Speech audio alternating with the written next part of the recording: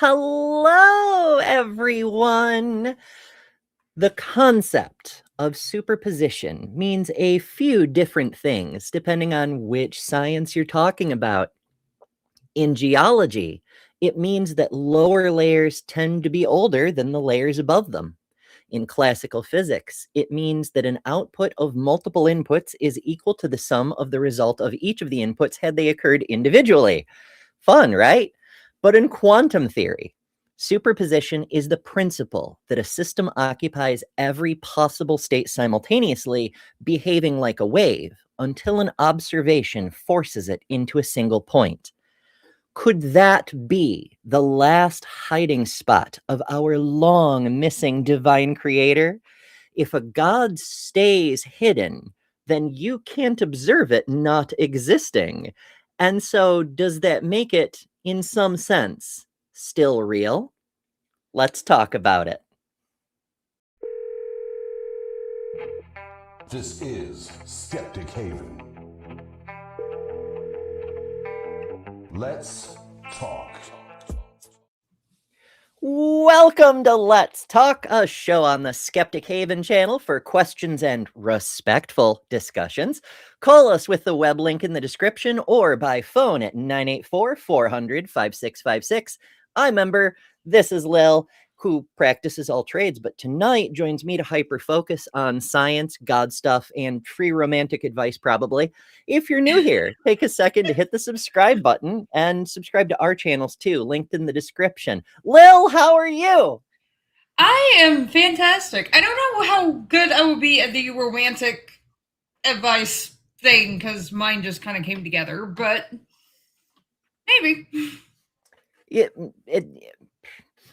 The most infamous romantic advice giver I know is a traveling Renaissance fair performer named Looney Lucy, who has been single for 40 years or so. It's because she's single that she has the best advice for everyone else. She knows all the ways that don't work. Yeah.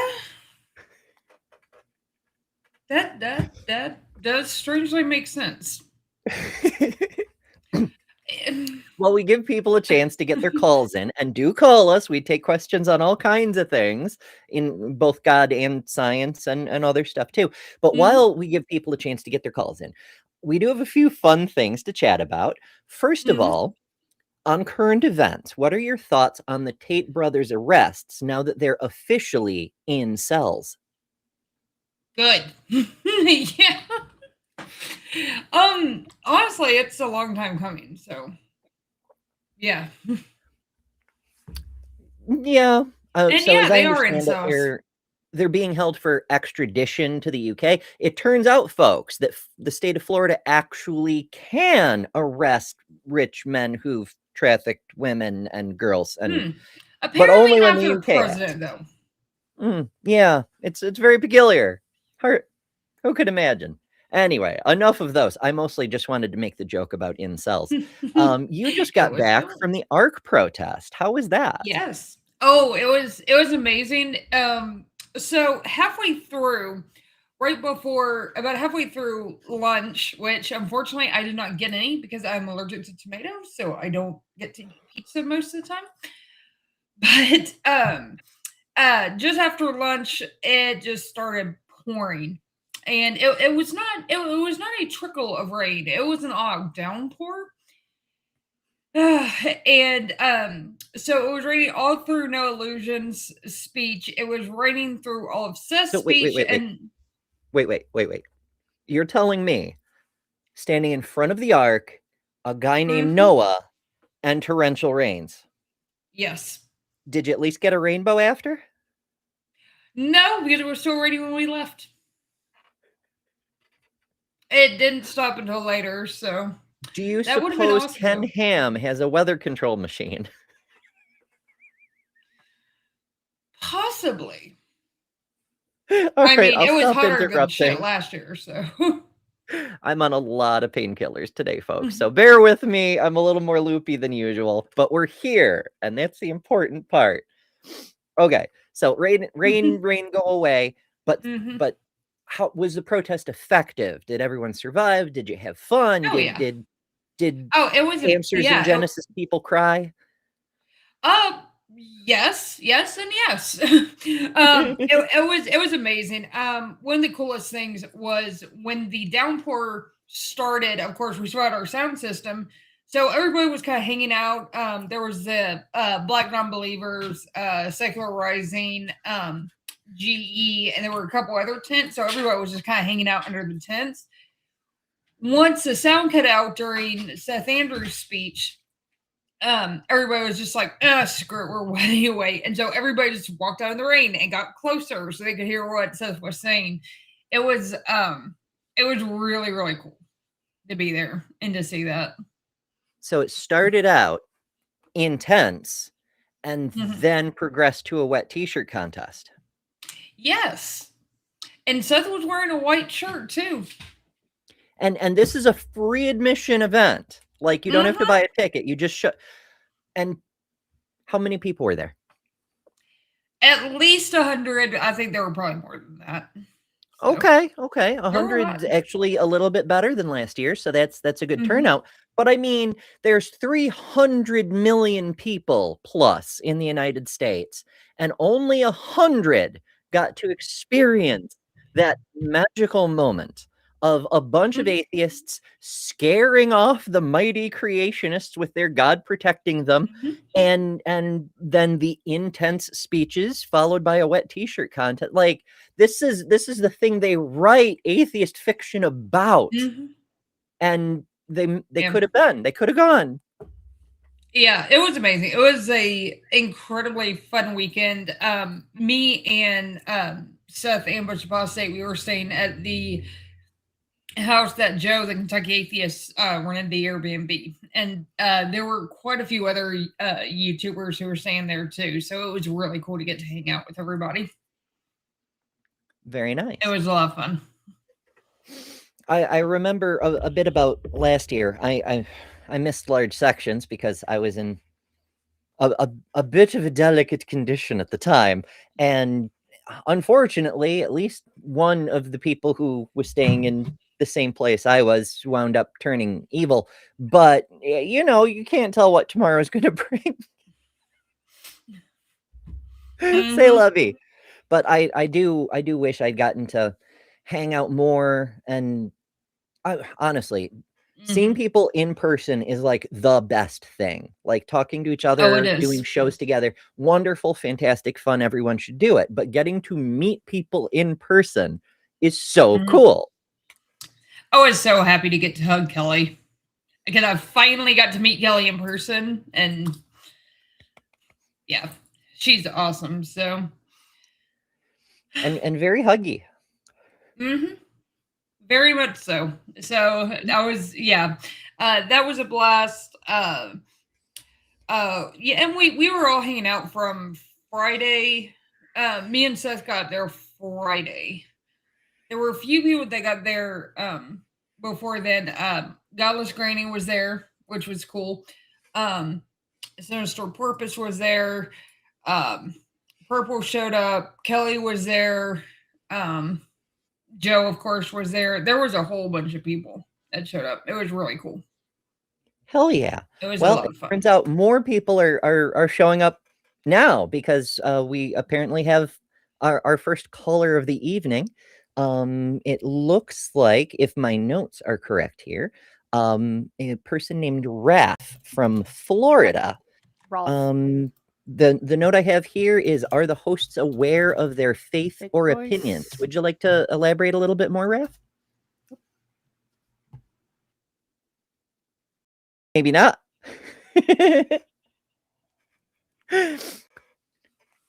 Potential technical issues. Bear with us, folks. Maybe. Coming on. Well, while we're waiting on. Oh, now we've got multiple windows. This is fun. Okay, Raph, are you with us? Yes.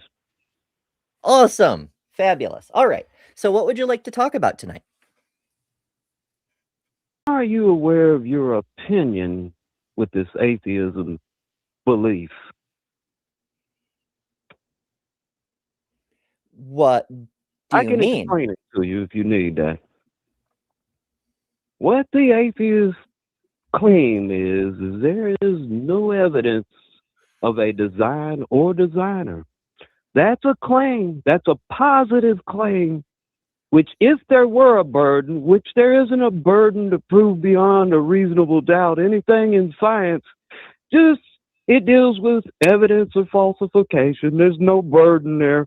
But atheists think there's a burden. It's a courtroom, it's a courtroom logic, which in court, that's not actual proof either. I've never seen any evidence of a God ever for anything. Okay, there's your faith. No, it's not faith. I want evidence. You Show me evidence. No, the difference is show me evidence and I will change my mind. I haven't seen any evidence. What would be the parameters we would agree upon that could, prove a God to you? The same How thing we would use that for work? literally everything else. If I say, for example, that I have a phone, I can show you the phone. Behold, there it is. If I say I have a blue-footed booby, I can show you the blue-footed booby. Like, if there is a God, just show it. All right, I get where you're going with this.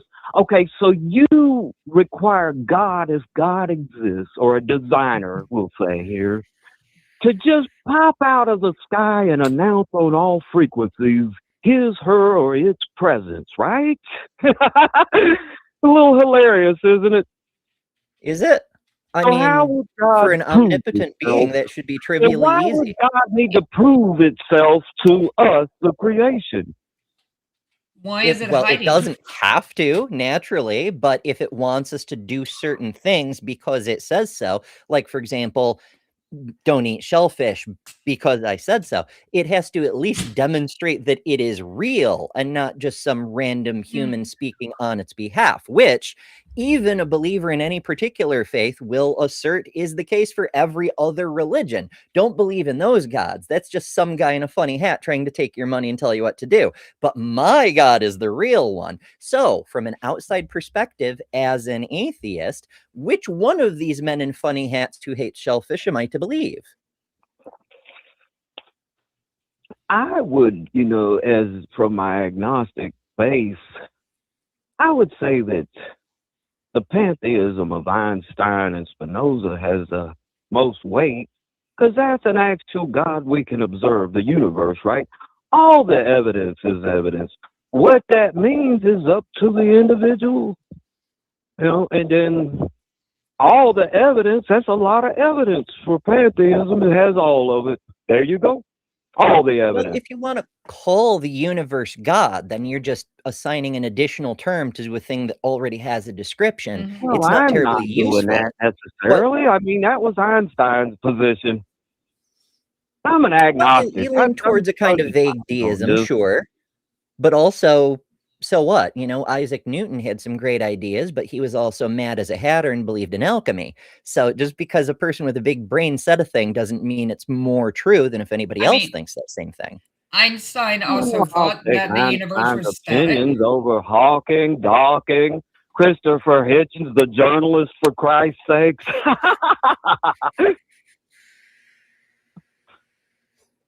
That which is presented without evidence can be dismissed without evidence. You just tossed out every hypothesis ever introduced, because it's introduced and then it's evidenced or falsified. So Hitchens was a hack. But you didn't say anything about Hitchens. My goodness. There, a journalist. Your powers of association are somewhat perplexing, but no, it's true. As Hitchens said, that which is asserted without evidence can be dismissed without evidence. Okay, he just tossed out every hypothesis before it was even had a chance to be evidenced or falsified. The difference is that's the point. His hypotheses are tested. Right. We start with the hypothesis, and then we say, cool, show me the evidence. And you conduct a test. How would that work? I want to know how that's God is. We're saying, show me the evidence. And the God people can't seem to do it. So we're not saying they're wrong. We're just saying we don't believe them until such time as they produce some kind of evidence, at least sufficient evidence. existence, the universe. I'll grant you the universe exists. Sure. What can we extrapolate from that? Should we Has all burn the evidence. What would you? unhelpful children? That would be Should to we the not let women individual. wear pants? Like, what does that mean? Mm-hmm. What's women have pants have to do with it? There's religions where they believe that women Women should wear not be allowed pants pants. all day, every day. I don't know about Yeah, that. That's, but there's okay, that's evidence. religions that believe that women should not wear pants. There's religions that believe that women should not have their heads uncovered. There's religions that believe women shouldn't I be don't know outside the home. what that had to do with atheism or what. Okay, this is what perplexes me. Atheists quote science all the time as if it relates. They may as well be quoting basket weaving or any other arbitrary subject that doesn't relate to their belief or opinion or faith. I mean, come on now. How you might as well LGBTQ plus, nothing to do with atheism. No, it doesn't. But most atheists I know believe in human rights. As a general They kinda go rule, hand in I hand. agree with the atheists to that end. But to create dogma on dogma with the Satanic Bible and that acid trip from Anton LaVey, I mean, he stole, I've read the legit philosophy that he stole from. Like, he stole Who from said any anything about number of Satanism? philosophers on that one. Who said anything about Satanism? it's fascinating how Now, your they complaint don't seems to be that believe in atheists Satan, are though. talking about They don't unrelated believe in things. God. They just put Satan in the title to mess with Christians. It's No. absurd. Not necessarily. I mean, And they have Baphomet, so as above, below. Okay. oh, I you actually got have a Baphomet. over- It's behind this void, but you know, if you doubt my claim and don't believe me, I can Absurd is what it demonstrate is. I have one somewhere. It's in boxes. somewhere From my beyond the perspective void, as but an you have to have agnostic, faith.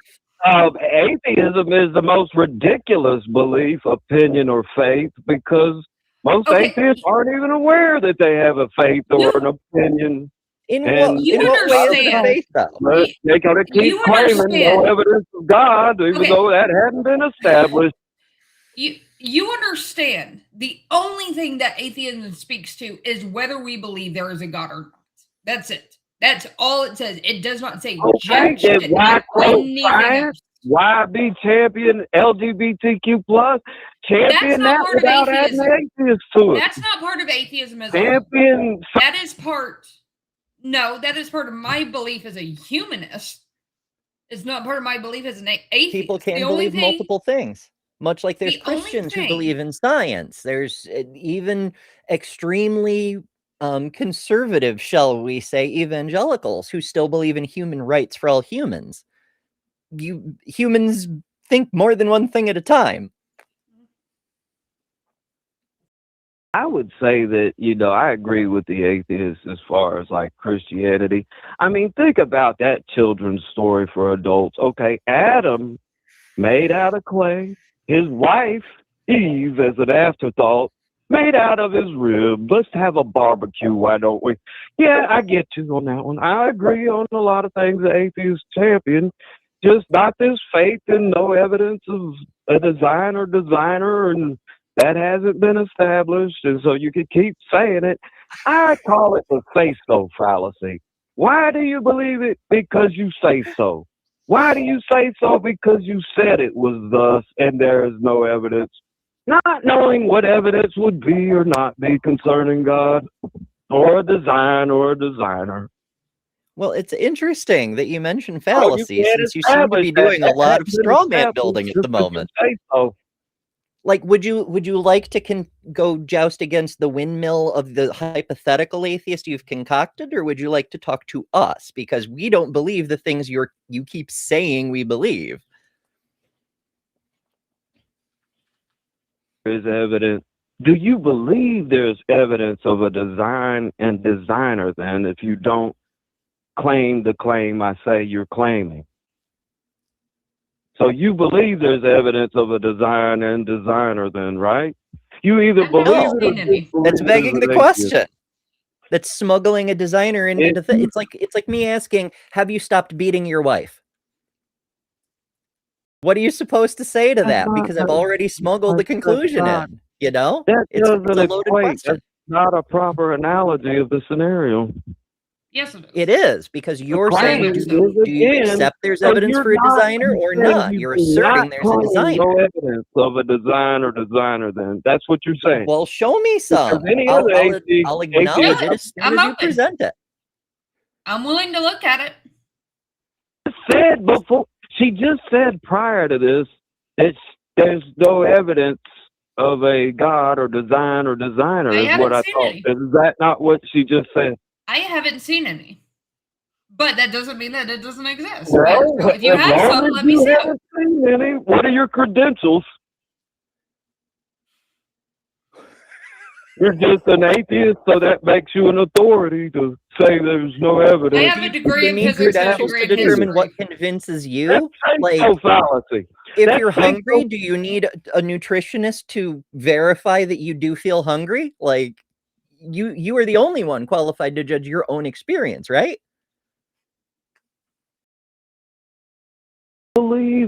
They have people that disbelieve in a spherical or a spheroid or Earth, and they actually have another claim that it's a flat Earth. They disbelieve. Mm-hmm. It's a Nobody who's spheroid, serious thinks that because it's not a believes perfect in the flat sphere. Earth.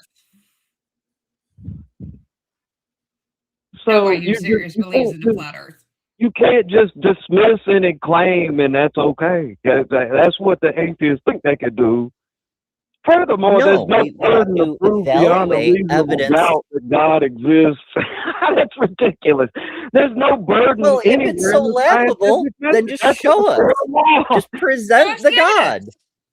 Show it. It Let's should see be the easiest thing in the universe. I mean, it's just, let's put a courtroom procedure into something that is It ridiculous. doesn't even That's need to be a courtroom courtroom logic. procedure. It's as very simple as Courtroom Sagan's logic dragon, is it's right? a burden Like, to prove beyond I a say- reasonable doubt that a crime was committed. That's not even proof. That's beyond a reasonable doubt. So that's not another even proof. straw man. That's not what we're dealing with here. It's Mhm. if I say I That's have not a a magical strawberry dragon behind this strawman. curtain, That's not a strawberry say- strawman fallacy. It's a straight fact. that is a fallacy, friend. That's if I say I have a dragon behind this curtain, and then you say you don't believe me, what We know a evidence do dragon you is have a to say that fictional you're creature justified in by believing? admonition. A dragon is a fictional character. So are gods. May as well say Dracula. I mean, I know atheists think that's witty, but only the other atheists. Well, there may be a sort of cognitive disconnect in there. I agree. Well, There's there a I lot of see believers who don't galaxy seem to workers. track the logic. What logic? What logic is there in Why creating the don't you church believe of in the fairies? Why SSM, don't you believe in flying leprechauns? spaghetti fucking Why don't you monster? believe in every other god? Can we curse on this show? Is that allowed? Why don't you believe in mermaids? No, maybe he does believe in mermaids. We don't know. Well, I mean, yeah. hell, Dracula may exist with all the infinite possibilities. There could be a terraformed.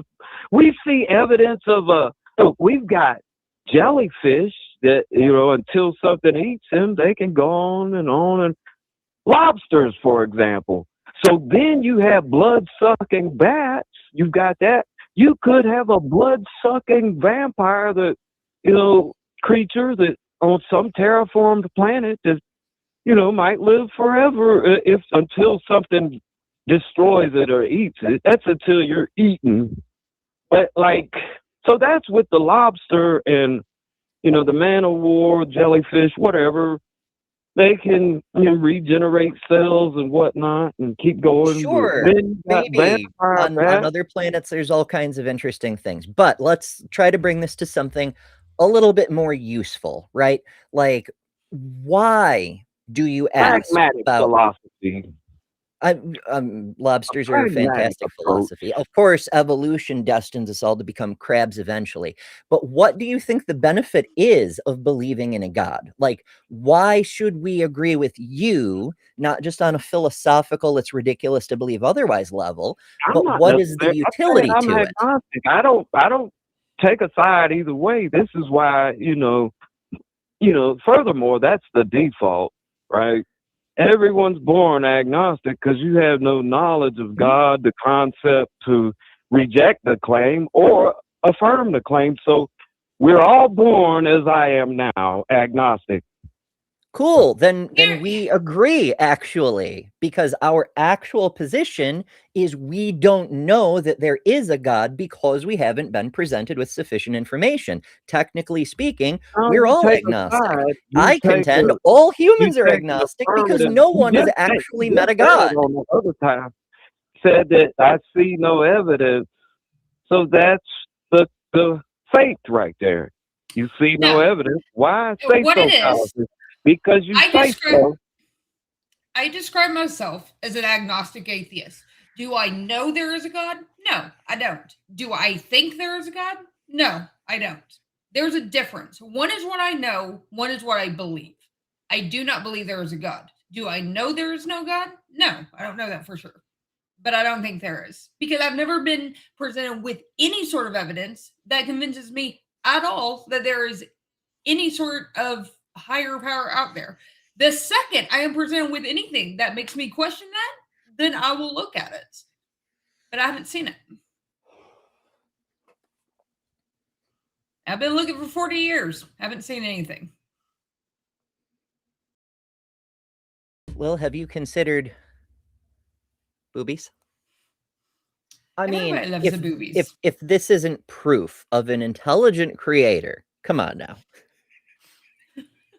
I mean, it's got blue feet, for fuck's sake. All right, so we've established that Ralph doesn't understand the difference between opinions and facts, and a few other things. Fantastic. I'm not sure if we lost him at some point, but if you're still there, Ralph, I'd like to give you the final word before we move along with our day. What do you think the utility of being a neutral agnostic rather than what we're doing and pushing back against nationalist Christians, for example? What is the benefit to your point of view? To me? Oh, I guess he's gone. Oh, I thought I would give him the opportunity to say something else. Alas. I mean, I can comment on, like, especially with fighting Christian nationalism, because that's primarily what I do on YouTube. Most of my, at least recorded content, I do a show called Candle in the Chaos with Seth from Ambush Apostate, and we cover Christian nationalism and how Christian nationalism is trying to change our society and trying to change just pretty much the way how we do things. And there's things like they don't want women to vote. They think giving women the right to vote was a mistake. And interracial marriage and rights for non-whites and birthright citizenship now, apparently, and all sorts of interesting things. I also want to throw out there, my children, your faith has been rewarded because I can demonstrate Baphomet from beyond the void. It's so much easier. All these other religious people, that's all they have to do. Just show us the thing. I did it in seconds. Like, come on now. Also, praise Buffy. Praise Buffy. Oh, goodness. The rainbow All Buffy. right, well, you gotta have the rainbow Buffy. That was a little bit frustrating of a call, the way the logic kept detouring into nonsense and the unrelated, disconnected things, but it was still kind of fun, I do have to say. Mhm. Oh, goodness. Alrighty, on our topic du jour, Lil, what are your thoughts on the problem of divine hiddenness? It's it's one of those that when I first heard the argument, I was like, "Oh, so that's what this is called." Because it's one of the it's one of the problems that I recognized really, really early on. As far as how it relates to quantum mechanics, someone would have to show me that. But I mean, like I said, nobody's observed God not existing. true. But it's one of those things, even in quantum mechanics, even with various particles and stuff, we usually have some sort of evidence that they exist. At least, at the bare minimum, it works out in the math that they should be there. God, not so much. Well, okay, and not to spoil anything for anybody who hasn't already, checked the math, but for something to exist in superposition, it can only occupy possible outcomes. And until someone demonstrates that a God existing is a possible outcome, that isn't a valid state we could observe the God to be in. So that doesn't actually work.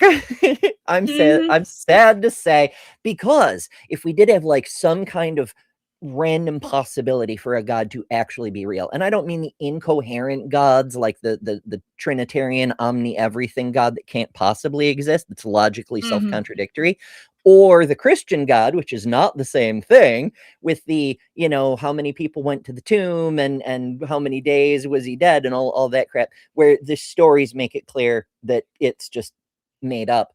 But like a general God, like a Zeus kind of God, or even a creator of the universe kind of God who just fucked off and doesn't care if you eat shellfish, any of that sort of thing. If they actually did exist, then all of them would exist in superposition. And which one was the real one would depend on an observation. Like if we had like this uncertain divine waveform, we would have to make a kind of experiment to disambiguate which God it is. Does this God respond to incense? Does this God respond to unleavened bread? Like what is it that stimulates the God, to kind of narrow down which God it is? But not existing, sadly, is currently the 100% likely outcome. Oops. Exactly. I mean, unless you count yourself. True. But it's also one of those things that, like, if you look through history, because, like, the God of the gaps has gotten smaller and smaller and smaller. And now it's like God of the gaps only fits at the creation of the universe. That's like the only place that they fit anymore. Because one of the super interesting things about origin of life research is we don't know exactly how life started on Earth, but the reason is because there's too many possibilities. There's too many things of saying, well, this could have happened, this could have happened. We just don't know which one it was. So it's like that's one place that God of the Gaps doesn't fit anymore either. So. I mean, it could be a designer in that it's like can you tell I'm winging it, folks? It was the same thing with the idea for the show. I'm like, God of the Gaps has come to such a small point that we're trying to wedge it into quantum openings. And it doesn't even fit anymore. No. And if it doesn't fit in quantum openings, does it exist? Probably not. I mean, from a certain point of view, the whole universe is multiple overlapping quantum states. They just, of course, one must bear in mind that the concept of a quantum state is something that humans made up to deal with our own uncertainty. That's not to suggest that the particles themselves don't have an exact state or position, just that we can't know it. And that makes a difference. And the thing is that once you get below the quantum scale, like it doesn't even really matter at that point. I'm not even sure how you would measure that. Yeah. Maybe in emergent properties? I don't know. Well, apparently we're starting a church in the side chat. I see I see a lot of garlic bread comments going by. Oh goodness. In a way, I do have a garlic bread shirt.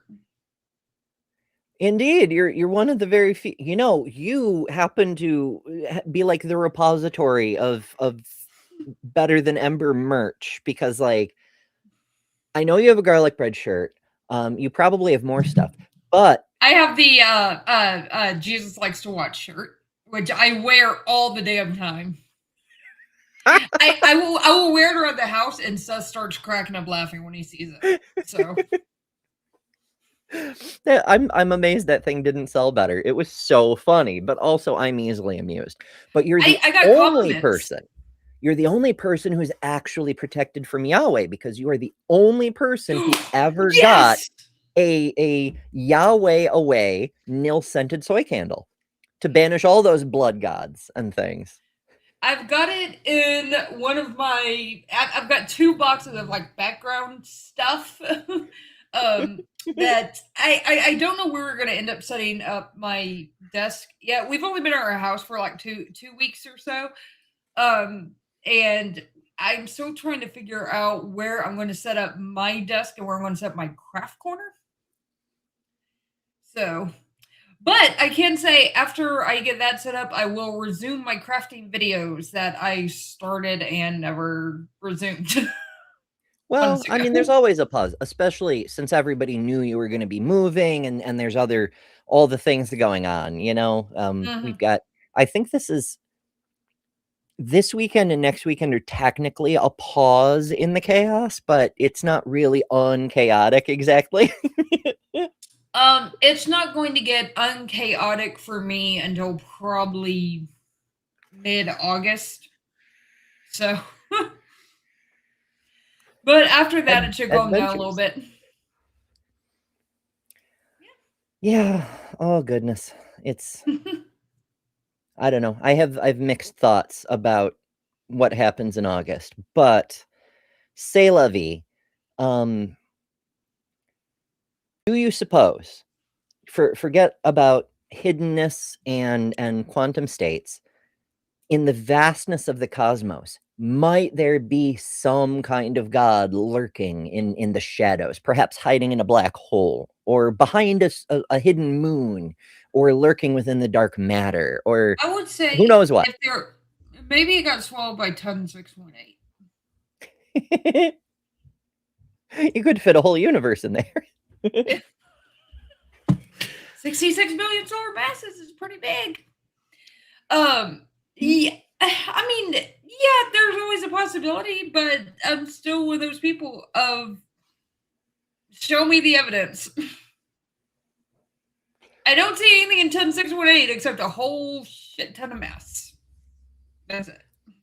Well, I mean, how much does a god weigh exactly? Because maybe it's just one god. What if all the black holes are gods just hiding under invisibility cloaks, so we can't perceive them? People used to think the sun was a god. So does that mean that God weighs 1 solar mass? Which means why are there 66 billion of them in 10.618? Possibly. That's a lot of gods.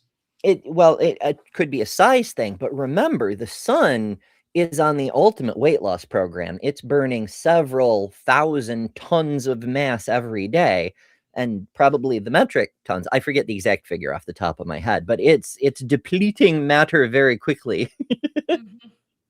I mean, there's still I remember enough there to go for a long time. Yeah, I mean, it reminds me of, I remember when I was looking at the numbers on how much the sun burns a second, and just like you, I can't remember them exactly, but I was just like, holy crap, that's a lot. I mean, it's a huge amount of matter that is just poof, completely converted into energy. And it's like, there were 2 black holes that collided that LIGO picked up, and it was like 17 solar masses and like 30 solar masses or something, but like 3 solar masses was converted into pure energy, which is just like insane. Like that's even that's weirder a lot of mass. Is that the majority of the energy seems to have been converted into gravitational waves rather than electromagnetic waves, which we don't even have a formula for how that works. Like equals MC squared applies to like known energy vectors, like electrical and magnetic signatures.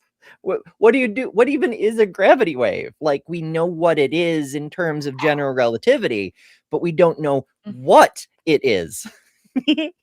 Yeah, it's. I mean, it's. This is one of those things that makes me wish I was still in physics because I would love to be exploring those questions and trying to figure it out. It's really neat stuff, and I know the people at LEGO and the other detectors that we have now are super excited because we've detected another pair of black holes that are going to collide sometime in the next decade. I forget exactly when off the top of my head, because I also haven't been active in physics in quite some time. But that collision is supposed to be close enough that it'll be detectable by humans on Earth without a detector. Like, if you pay close enough attention, you should be able to, like, see a wave of ripple move across the space in front of you if you're awake for it. Like, you will physically see a distance distortion effect. Okay, I need to look that up because I need to find out when it is. It'll be neat, probably. Trippy as hell. Don't worry, though. We actually do get gravity waves like that, just less intense, all the time. It's happening right now. Like it's not like it'll shred reality or anything. It'll just be like we're sitting in a pond, right? And the surface is mostly still, but we're making little ripples, and all the other people are making little ripples, but it's not enough ripple that we really register it on our skin. This will be a slightly bigger ripple. That's all. One of the things that amazes me about LEGO is literally the moment they turned it on, they were getting signals. Yeah. It's that sensitive. Like it's and there's that much stuff going on in the universe. It's like the moment they turn it on, here we go. It was one of the most cool successes ever, because like we weren't even sure it would work. Like it was the test of its own proof of concept. Yeah. Sort of like the photo of a black hole and a bunch of other things like that. Like we tried a thing and it just happened to work. Oh my goodness. All right, we have another friend. It is Zibri Badger, who is a Zizer from Iowa. A secular felinist, as it turns out. There's two of them now. Behold, well, three if you count Aunt Jer. The cat gods are real, and I have one purring on my desk as proof. So we have a real sun, we have real cats, we have real garlic bread, we have real real dogs. We have real dogs. So gods need to get with the program. Anyway, Bree, hello, thank you for calling. What would you like to talk about? Well, if you're there. Hello. Yes, I am. Assuming. Okay, yeah, got me on screen. Cool. Sorry. You're very quiet, but yes. Am I? I'm sorry. For some reason this microphone's really quiet. Is this better? Yes. Awesome. So, well, that probably means you're not going to be able to hear my adorable Sarah, who's currently purring on my desk. But yes, she is here to tell us that she is indeed a god, and you had best worship her. That is an excellent point. After all, kitties have been with us almost as long as doggos, and kitties have always insisted on their own divinity, going all the way back. So I don't see that we really have grounds to be atheists at this point. We've known there were gods amongst us for thousands of years. And of course, I mean, the cat gods are very fickle. They will do what they want in their time if they choose. And sometimes they change their mind. So, I mean, that's why prayer doesn't work. But sacrificial Try ice purr instead of prayer. Prayers. I tend to like the dogs are secret gods thing, but I have a thing for dogs. Well, So dog is, of course, just God spelled backwards. So a exactly. dog is the antithesis of a god. It's kind instead of cruel. It's loving instead of And judgmental, and it really exists instead of not. and we know a dog named Dagon, Mhm. named Oh my after a god. So Yes. But I mean, that's kind of like dogs want to be humans, whereas cats just are gods. I suppose if you're into like those mushy feel good gods, I guess. But like cats will absolutely judge you. dogs will do that too. Kip Really? does. I mean, Kip does. I don't have all that much experience with dogs. We've always had cats in our house, so That's fair. Kip is currently I grew judging up me on a for waking farm. her up. yeah. So She's I've glaring had at me. all She's kinds of mad. critters.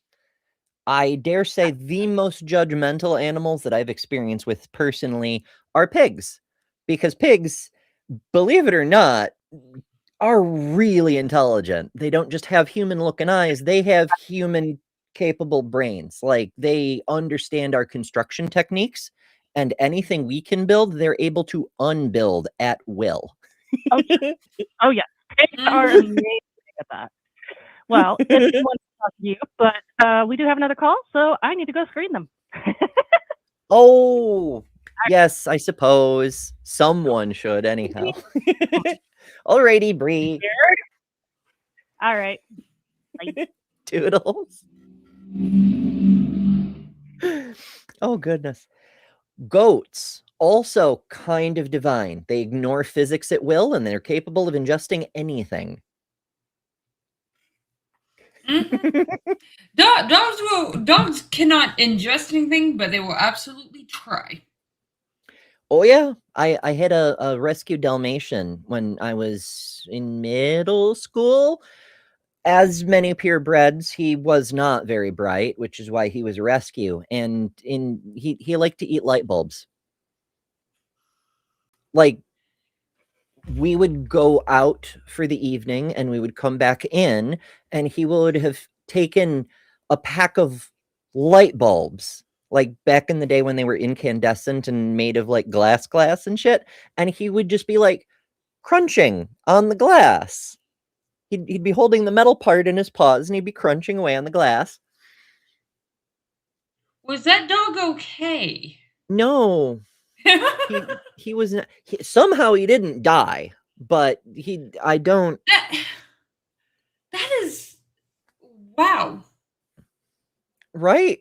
I'm like, I was worried. We had a glass light thing get broken while we were at the ARC protest, and I was worried about one poor puppies cutting their feet on glass when it like hit the floor and shattered and stuff. Luckily, it got cleaned up, but yeah, I don't think I would do well with my dogs chewing on glass. I mean, goodness, I've seen so many dogs because like neither my mother nor I have ever been able to resist taking in a stray. And so, like, my first dog was a stray who liked to sit in the middle of the road and watch traffic go by on both sides. It was only a matter of time until a drunk came along and thought he looked like a target, or so we took him in, and he was dumb as hell. He was an escape artist. He could get out of any kind of collar, holster, whatever you've got, and then go sit in the road again. But like, oh goodness. Another rescue that we picked up because he didn't have anywhere else to go. It was a black lab. He'd been abused, but he like trauma bonded. So he was afraid of touching humans. Like, and you couldn't even like raise your hand to pick up a sandwich near him or he'd flinch. But also he couldn't stand not being in constant line of sight of humans. So if we'd leave for the evening, he would just panic and destroy all the furniture. Or if there was a thunderstorm, he'd panic and destroy all the furniture. Yeah, I mean, mine have been okay with the couple rain and thunderstorms that have been since I've been out here. So anybody who doesn't know, I brought Pix and Kip with me. Daisy unfortunately had to stay with my mom, but she loves my mom and was kind of my mom's dog anyway. And we picked up Ozzy, which is Seth's dog, which is twice as big as Kip. So now Kip has a playmate who can keep up with her. And we have 2 dogs that are not fixed. So we are constantly having to babysit them. They need chaperones, huh? I mean, Yes. that unless you're either going to get puppies or you have to do something about that relatively soon. Seth said if we have puppies, that is going to be a problem. Which, of course, I'm going to take it in stride and be laughing my ass off if that actually happens. But no, we don't need puppies. Although if we happen to have puppies, we would have apostate puppies that anybody in the community is welcome to have if they want one. Aposta puppies or something. Aposta You puppies. know, I'm not a veterinarian, so don't take pet medical advice from me. But on the farm, there was a very easy way to fix animals. You would just tie rubber bands around the boy parts until they turned black and fell off. I don't think I could talk Seth into that, nor would I want to. We'll just take him to the vet. It'll probably be about a month or so it's not that big of a deal, but we'll take him to the vet. It's easier to get him fixed than it is Kip, so. It usually is. It's much less invasive to do an external snip than to go digging inside, find the damn tube, and do the internal snip. And that's assuming that's all you do is just the tube snipping. Sometimes, depending, some vets prefer to go for like a whole hysterectomy just to make sure there's no chance. C'est la vie, but yeah, I know that rubber band technique isn't advisable for some animals, like cats, for example. I don't, again, not a veterinarian, so I don't know if it's true, but what I was told is that something about cat physiology means that they will die if you try to do that. So don't do that to cats. It's probably not the best solution for any animals. No, don't do that to any of them. But I mean, like, you know. Yeah, luckily Pixie is not a fan, so Pixie tends to put the kibosh on any frolicking that's going on. Isn't it fascinating how all us mammals have a common designer, and yet we all have such vastly different physiologies? Like, for example, chocolate affects dogs like ecstasy affects us, even though for us it's just chocolate, you know? And there's a whole bunch of other things that, like, even though we share so much biology in common, there's these weird little quirks that have shown up with metabolic processes where what for us is a snack is a poison to something else. And what other critters can eat all day long, like mushrooms, for example. Most mushrooms will fucking kill us, but other like rabbits can eat them all day. No effect. Like, we don't make our own vitamin C. Most mammals do. There's only like a handful of it's the old world monkeys that don't. Maybe it's just primates that don't. But yeah, there's like one really small subset of primates that don't make their own vitamin C, and we are unfortunately in that group. So we have to eat it. You know, we're shit at photosynthesizing everything, you know, because like we lost our chloroplasts, we broke our Did we lose them or never have it? It's hard to say. Some people contend that we're on a branch of the development of life since the last universal common ancestor that just never had that kind of endogenesis event. Like, we got the mitochondria just like every other eukaryote, but we didn't get the chloroplasts. But maybe yes, maybe no, because there are animals in the kingdom, the domain, I guess now, Animalia, who do have chloroplasts. Other biologists have contended that we evolved ours into something else, Basically, it's rods and cones now. Instead of making energy, it makes signals because we have nervous systems that are capable of making use of those signals. It's actually more energy intensive than just turning photons into glucose. But I don't think that's quite right. Yeah. Considering how many different ways eyeballs have evolved over the many millennia. I think it's likely that those showed up independently later. But, yeah, like mantis shrimp, who can see like I think it's like 12 different colors, something like they've got like insane amount of colors they can see. Well, it's hard to say, right? Because every time you add another, I always forget if it's rods or cones that see color. One is brightness, and the other is measuring wavelengths for color vision. But there's many different critters that have more rods or cones than we do. Sometimes they have a broader spectrum, like the mantis shrimp can see way farther into the ultraviolet than we can, but ultimately the number of colors you can see is limited by the number of receptors at different wavelengths you have. Like in humans, for example, we technically only see 3 colors unless you're tetrachromat, and then you see 4, but the number of colors you can see based on that it's much higher. It's a function of the degrees to which you can differentiate combinations of all of those. You know, like there's purple, there's magenta, and that's the blue and the red at the same time in different amounts. And, you know, there's orange and green, but there's also shades in between and probably other things that rhyme as well. I grew up with someone who had tetrachroma, and it was absolutely nuts because there would be like a piece of paper or something and there would be a color on it and it would be exactly the same shade. Like, I mean, exactly the same shade. They'd be like, no, that's 2 totally different shades. I'm like, no, huh? And they're like, no, it's 2 totally different shades. It's fucking wild. Like, yeah. I ran into that a lot in school. That was one of the first signs in hindsight is we draw with like markers on paper and you know, draw a picture of your family or draw an apple tree, whatever the hell it was that the teacher wanted us to draw.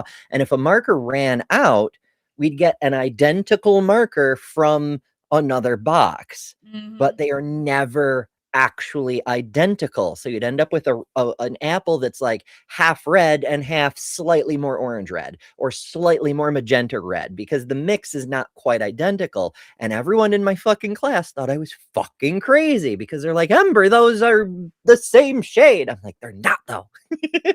Y'all are blind. I mean, it's funny because when I'm nailing, especially if I'm nailing something big, and if I have to buy like 2 batches of yarn because I thought I was almost done with something and I need to get another one, another lot number might be slightly off color. And if I notice it, I know someone like you is absolutely going to notice it, and it's going to bother me.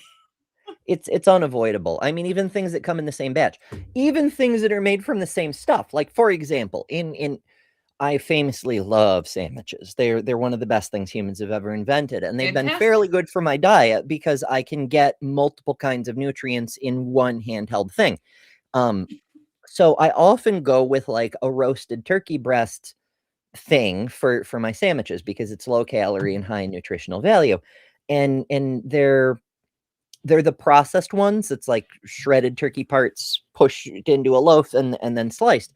And so if I go to the store and I find 2 of them, like one produced right after the other, I can see the color change. Like the first one will be pink and the second one will be pink to a point, and then it'll be more white. And it's like, they're identical, but they're not identical. And I'm like, it's weird and it's fascinating in many ways, but it also, I don't know, the world has all kinds of crazy details. Yeah. Rainbows are nuts too, because like, oh, I don't I can't see any other way than I see, right? But at the same time, people tell me that like the rainbow goes from here to here, and it doesn't. It keeps going. Like there's more colors past the purple. Mm-hmm. It's That's weird. so cool. I would love to see rainbows like that. That would be cool. I don't know. It's just a lot of things are just little details like that, like colors being slightly off or extra shades where you might expect there shouldn't be or something like that. But often it's just like little details. Like for example, waves on the water in the sunshine. I'm told that in typical vision, I guess, I don't have a term for it, but like normal human vision, it looks like it does in photos of waves under the sunlight. But to me, they have like a kind of purple haze over That's where the so sun cool. reflects. That's And so cool, though. I just assumed cameras couldn't capture it, but people tell me that's actually not there. I don't know. I just work No, here. it's there. They just can't see it. And that's the thing. That's the super fascinating thing about looking out into the cosmos. And this brings me back around to space and gods, because just last year, I think, possibly the year before, what is time anyway? We were doing observations of the space around Andromeda, and Andromeda being the closest galaxy, full galaxy, is one of the most observed objects in human history. As long as we've had telescopes pointing at Andromeda. And this one group of astronomers, they were like testing a pass-through filter, which it's a wavelength filter, but instead of like blocking infrared or blocking ultraviolet, it blocks everything except a specific wavelength. And the wavelength that it was set to was the oxygen 3 emission line. And so they pointed this at Andromeda, I guess hoping to pick up supernovas or something. And they discovered a big fucking cloud as big as Andromeda just above it. We've been looking at this patch of sky as long as we've been able to look into the sky. And only last year did anybody notice this giant fucking cloud because it's only visible in the O3 spectrum. That just that one emission line. It's invisible otherwise. Yeah, it's like, I mean, we've also been looking at like the Milky Way and all that, but until recently, we didn't know that there were like these huge gamma ray clouds above and below the disk. And now we know they're there.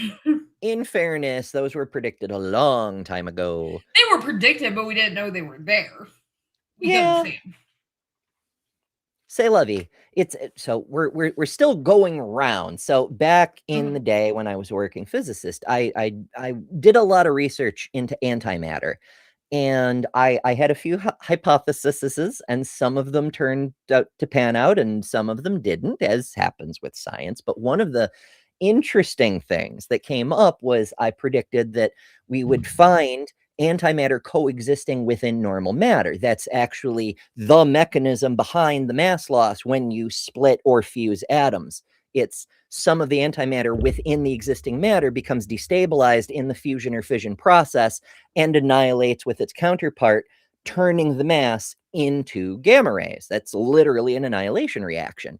That can only happen if the antimatter is already present inside the atomic nucleus to begin with, and it just gets destabilized. Because the neat thing about antimatter is that it can only annihilate when it meets its exact opposite. If it's surrounded by things that are different from it, it can exist stably for long periods of time. That may have something to do with why radioactive decay seems to be random, is the shuffling of parts. If the antimatter bits can get loose and annihilate with an antiparticle, then radioactive decay, because it's sure enough energy to split an atom on its own. But that's neither here nor there. The point is, we've discovered that in solar flares, there's antimatter. Where's the antimatter been? The 4 billion years plus the sun has been there. Why isn't it all annihilated away already? Because it's existing stably within the cluster of normal matter. For example. So where are the gods hiding? Are they also hiding stably within the normal matter? If they are, those are awfully tiny gods. They're very tiny gods, but very Very, very powerful. If they convert their mass into energy. Oh, the gravitational waves. It's fascinating stuff. But the So reason I mentioned if black holes are gods, what does that make Kip? Because she is big, she's black, and she eats everything. So by definition, she is a black hole. Does that mean my dog is a god? possibly a demigod, because if you recall the legend of Fenris, it will be a great wolf who someday devours the sun. And who's to say that isn't a prophecy of what Kip or one of her descendants may someday become? She's looking at me like I'm crazy. Possibly. The reason I mention all that is because every time we look, even at one of the most observed areas of the cosmos, if we look in a different way, if we look in a different wavelength, even, we keep finding things that we never thought to look for before. And it's awesome. It's like it's one of those things that every time a new telescope comes out, there's always some group of scientists who are like, I want to look at this and this wavelength just for kicks and giggles. And they do it, and holy crap, they find something. Every time. It's so cool. Like, yeah. I don't understand how people don't like astronomy, but that's, I guess, also my brain and the way it works is like astronomy is so freaking cool. Like, it's just there's so much that we don't know, and there's so much that is just it's incredible. It's really cool.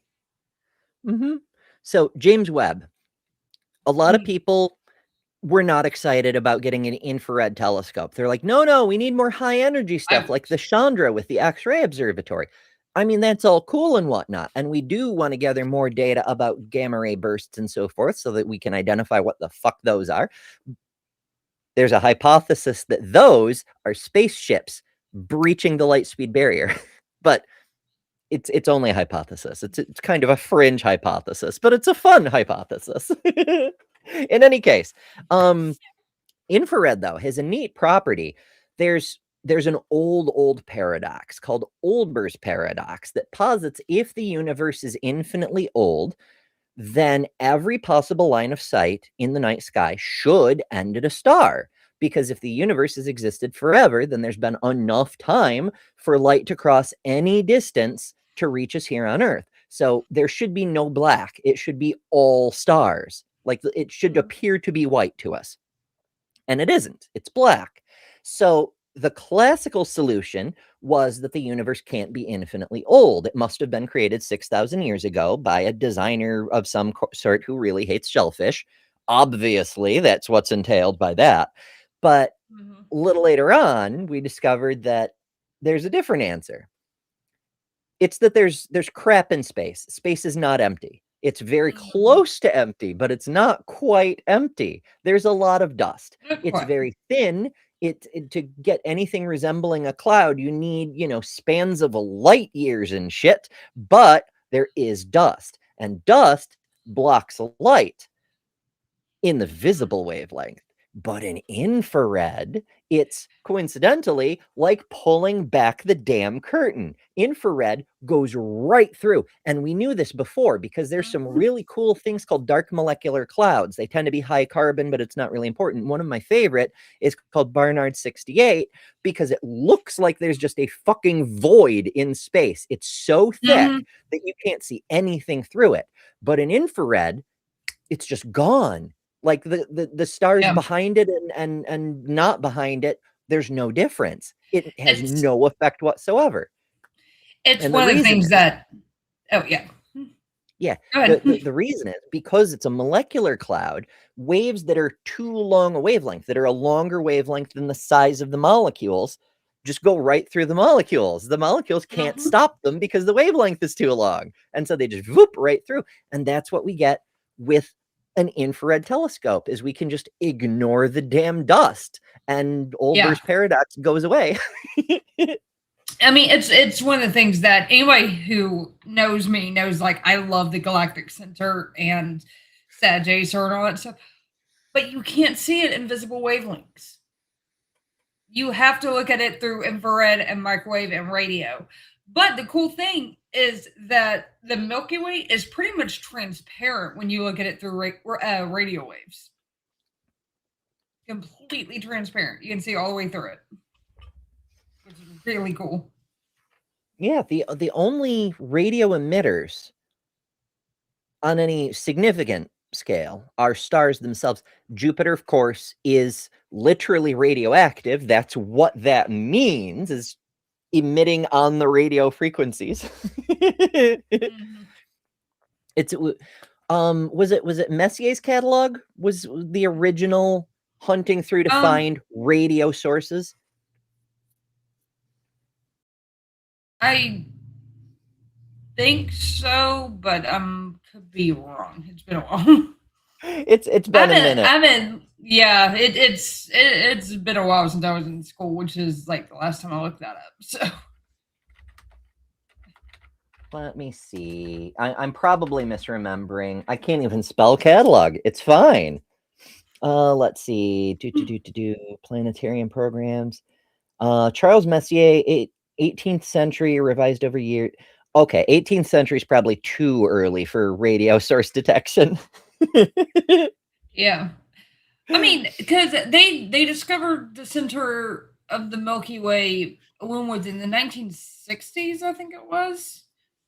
That's when they discovered that Sag B and Sag A were right there with like really intense radio sources. And then later on, I want to say it was in the late 60s, early 70s, they were going through and pinpointing where Sag A star was. And kind of, they figured out that that was the center of the galaxy. It was a really intense radio source, but they didn't know what it was until they finally started the Kip Thorne, I can't remember the other guy's name, and Andrea Ghez won the Nobel Prize for discovery of black holes and discovering Sag A star, because they basically figured out that the way that all the orbits around the stars went and the way that they were smooth around Sagittarius A star, which is the supermassive black hole at the center of the galaxy, is it was so smooth that it can't be a cluster of stars, and the only thing that could fit inside all the orbits, the only thing known to science, is a black hole. That's it. So they basically ruled out all the other possibilities. So you're telling me something that is invisible and not actually detectable, because a black hole that isn't feeding isn't radioactive or emitting anything, really. It's just a gravitational source.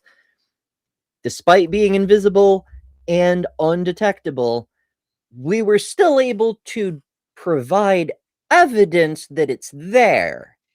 And then we were able to get more evidence and actually see the accretion disk on it.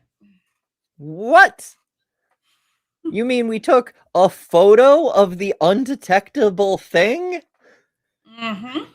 That controls our entire lives and shit? The coolest fact I know is that even though Sag A star is 26,000 light years from us, my dog Kip, who I have nicknamed Sag, my dog Kip has a bigger gravitational pull on me than Sag A star does. That's fair. Because, like, it doesn't take that much gravity to hold the galaxy in place. You just give matter a direction to fall, and it will fall. It doesn't have any other choice, really. But compared to everything else, it's nothing. It's like it's only this arm of the Milky Way collectively that are experiencing enough gravity from the core region to keep it in place, relatively speaking. It's wild. It's one of those things. Once you set it in motion, unless there's something to stop it, it's just going to keep going. So Messier's catalog was for the fuzzy objects that people might confuse for comets. Yeah. He wanted to put out a catalog for other astronomers so that if they saw something they thought was a comet, they could check the catalog and see if it was already a known object that wasn't a comet. So they could save time and wouldn't have to send in a report to the nearest observatory to confirm a comet if they could be, oh, nope, that's not a comet, that's the Crab Nebula or whatever. So that's what his thing was. Weirdly, the first radio survey, and I should have known this because it's the first Cambridge catalog, it's the 1C. Yeah. Since my favorite astronomical object is 3C273, that's the first quasar that we ever discovered. Yes! And it's from the third Cambridge catalog, but that's what it was. 1950. We didn't start doing that until 1950, but they started cataloging radio stars because they didn't know what the fuck to call them at the time. And then, yeah, they called pulsars. They were LGMs, little green men, for a while until they figured out, oh, those are pulsars. It's an easy mistake to make because when we're looking for alien intelligence, which may or may not be artificial, who's to say, but like we're looking for patterns because that's how we would identify ourselves. And so when you get a signal that's like, and you're like, oh, it's a metronome, someone's sending us a signal. And it's not like it's a waveform signal. It's like on, off, you know? And so, okay, that's intelligence. It must be the little green men. Nope, it's just a very slow pulsar. Most pulsars are so fast that you won't even notice it's much like the light bulbs in your house. They're actually flickering on and off something like 60 times a second. It's too fast for your eyeballs to detect, and so they seem like they stay on, but they don't. Same thing with the pulsar. Although they're usually going even faster than that, but they go so fast that unless you have very specialized equipment, you can't detect the gaps in the signal. It's only the very slowest ones that you're like, oh, I see you there, you pokey bastard. One of the coolest neutron stars that's out there is there's a magnetar, which is basically, it's a neutron star that has a really, really intense magnetic field. It is on the other side of the Milky Way. It had such a hissy fit that it literally ripped a chunk of our atmosphere off in 2004. Such violence. From halfway Clearly, across we didn't the galaxy. pray to it. Yeah. Clearly. That's the problem. We weren't praying to it. We weren't giving it Right? enough love and But affection. think of all the other innocent aliens that were in the way. How many spaceships got fried by that blast on its way to us? Speaking of getting fried in a blast on its way to us, this is the worst segue I've ever come up with, but it's okay because I'm on pain meds that are starting to wear off. So we have a call. It is this fellow named Tommy.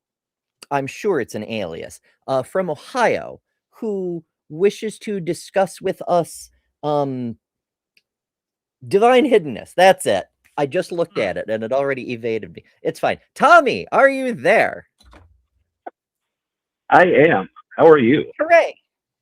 Hello. Awesome. Hey, how's it going, you two? Yeah, calling for a couple reasons. First of all, I guess I just haven't been talking with Ember enough recently, you know, between like her hanging out with me on Wednesday and then checking in when she was on Skeptic Philosophy earlier today. By the way, great episode. Go back and watch it if you haven't. I mean, you've been in my car recently, so. What's that? You've been in my car recently, so. With the seat coolers. And that's actually something I wanted to address, actually, specifically, you know, in this conversation about, you know, divine hiddenness, specifically as it relates to a lot of Christian apologetic responses to the problem of divine hiddenness, you know, especially regarding like free will, like what should we expect God to do as far as like just showing up. So I guess in light of that, you know, speaking of being in Lil's car, I saw her over the weekend at the ARC protest, which was awesome. But I guess I need to apologize to Lil for basically showing up in person and therefore just like removing her free will to be able to decide whether or not she believes I existed, and obviously whether or not, and she obviously just has no choice but to love me at this point too. So I just feel so bad for that. So I just thought I should call and apologize. So, If it makes you Oh, we feel love you, better, Tommy. that also goes the other way. Now you can no longer deny she exists, and so you must obey her commands about shellfish. ah, Mhm. I'm just on the shellfish lately. What's it I have a say? big- Because yeah, but that's what. Oh, it that's says what- because I'm Lilith, that's why. Okay. I was mean, trying to that's show just- off my dog. Oh, I see. I thought you were trying for the shirt, but it like was at an angle, and so we couldn't quite see it. No, every time like I grabbed my camera, the dog like took a step back. It's the new dog, my new dog Ozzy. It was Seth's dog, so but he loves me. So you've kind of traded dogs, am I to understand? Sort of. So I still have 3 dogs. It's the dog But- exchange program. But yeah, Tommy, just because now you proved to me that you exist, you now know I exist too. I know. So I guess we're even for Yes. violating each other's free will or something. Like, yeah. Something like that. Mm. Maybe that's all humans are guilty of the original sin of influencing other humans by Oh. existing in public or something. Yes. Please, I know I get blamed for existing in public every time I go outside.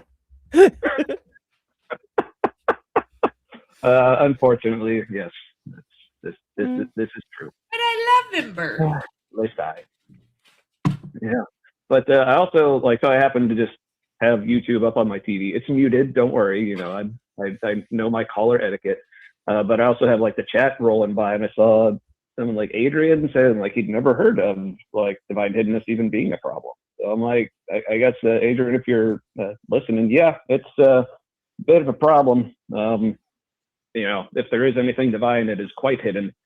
Unlike Ember's booby right there, which I'm also just now seeing on screen. So. I mean, since you mentioned we were on the television, I thought it might be fun to play with my booby on the big screen and squeeze it a little.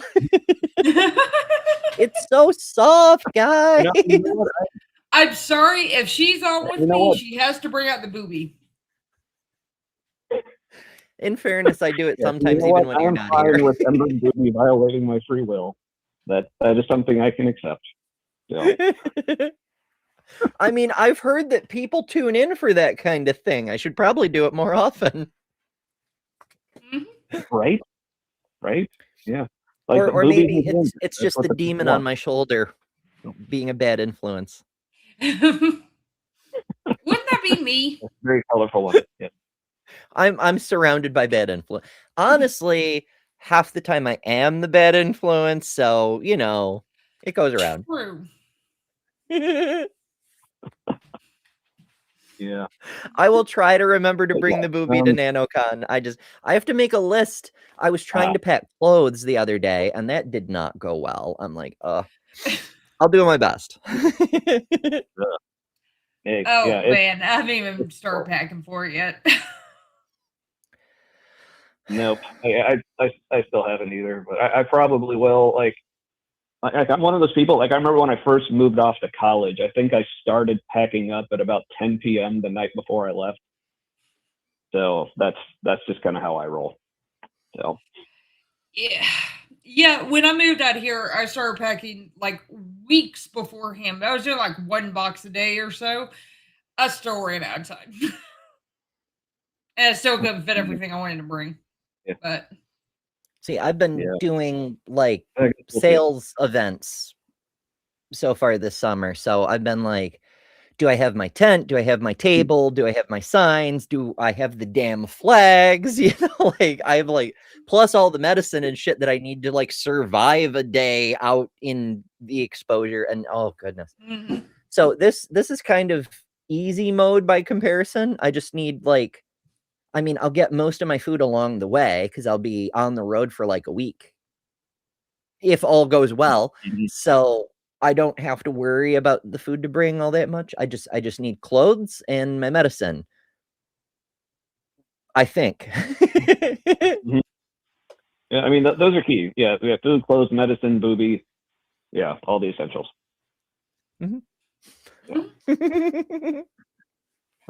So we'll see how it goes.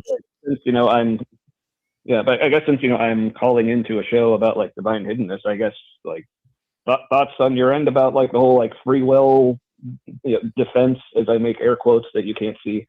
Nah, I mean this problem. one, it's really, really a gimme, because depending on which God you're talking about, if you're talking about Bible God, then he was wandering around Eden and Adam and Eve got to see him. Lucifer knew he existed, knew for sure God was real, and still managed to rebel.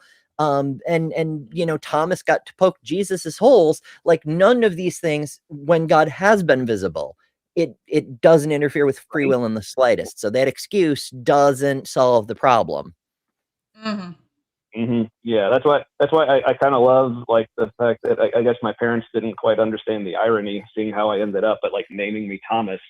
That's why the story of doubting Thomas is one of my favorite stories, because like when people Christians in particular talk to me about like, you're expecting too much proof. I'm like, I'm literally named after a guy who demanded proof and got it. Like, so really all I'm asking is just a chance to finger Jesus's holes. That's all I want. Right. If I just need to finger Josh showed up, if he just walked into the room and said, "Behold, I am he," I would be like, if I can finger your holes and you can, heal some amputations or something, or not even amputations, like heal my fucking injuries, I'll believe you, Oh, hell yeah. Indeed. Yeah. In fact, I'll even forego the whole. Cancer back. If a God shows up, like without immunotherapy and all the science and medicine that I actually received that made it go away, that would be impressive. Right. If a God shows up and heals me, so I don't need ridiculous amounts of pain meds to sometimes manage to be on the air, I may not worship that God. It depends on whether I agree with their positions on things, but I will at least admit they exist. Right. Exactly. I'd be grateful for the healing, but if it's a God that's like the robot God, destroy all humans, I'll be like, thanks for the healing, but I'm not joining the church, Yeah. Right. Yeah. Yeah. Exactly.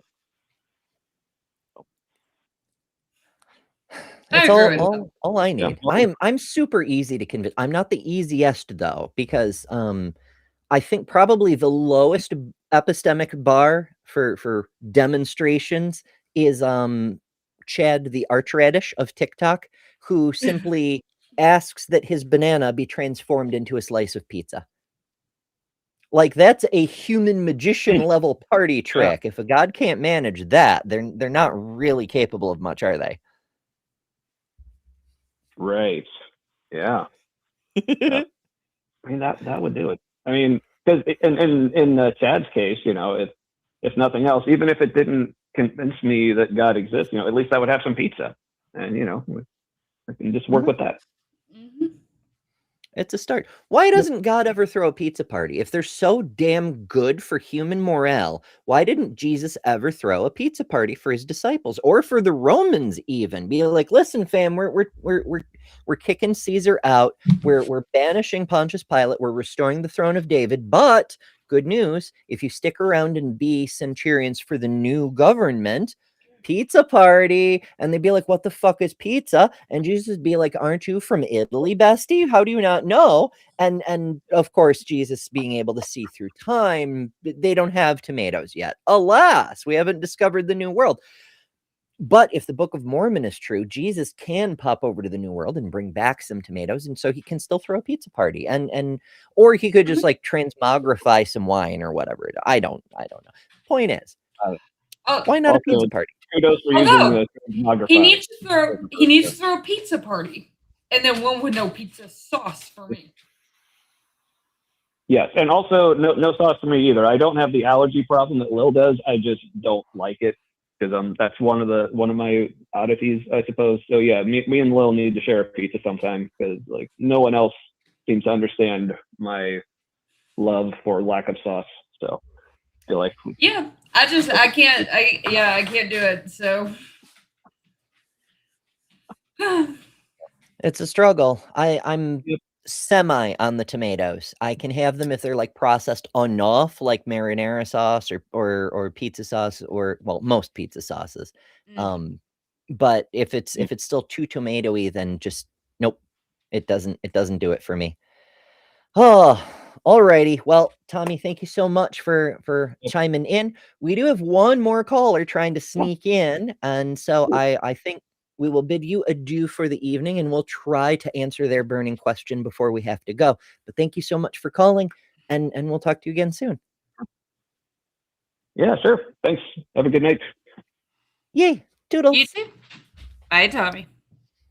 All right, so coming up, we have Syed, I think, who the notes tell me needs to change his smoke detector's battery, but and I'm assuming he, because there's no pronouns given. It's just what's usually associated with that name. So do correct me if I'm mistaken. Saeed from Texas, what does superposition mean? Is that your question? Yes, ma'am. That's my question. Yeah. Okay, well, we explained at the beginning of the episode, but TLDR, in this context, superposition means that all possible outcomes exist simultaneously in something like a wave-like function until a direct observation collapses the probabilities into a single point of actuality.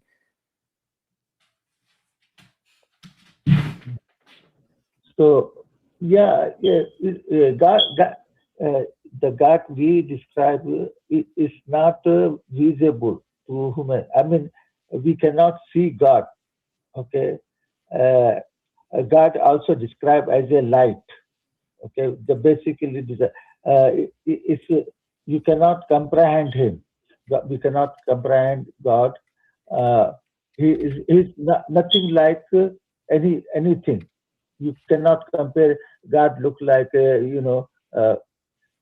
supernova or star or sun. Any big object we cannot compare to God. Not like human being. Some people think that God is like a human being. He's a father. In Islam, this is not. This all imaginary is not acceptable. So God is incomparable, or we cannot compare to anything to God. So, yeah. Okay, so forgive me if I've misunderstood. I'm having a little trouble hearing you, but what I got was that God isn't comparable to anything we might want to use as a point of reference, but he's also not invisible. If that's roughly correct, then how do we go about understanding what God is? How do we see that God really is there? I only imagine. My imagination is just like the Quran describes him as a light. It describes him light of heaven and earth. That's how Quran describes.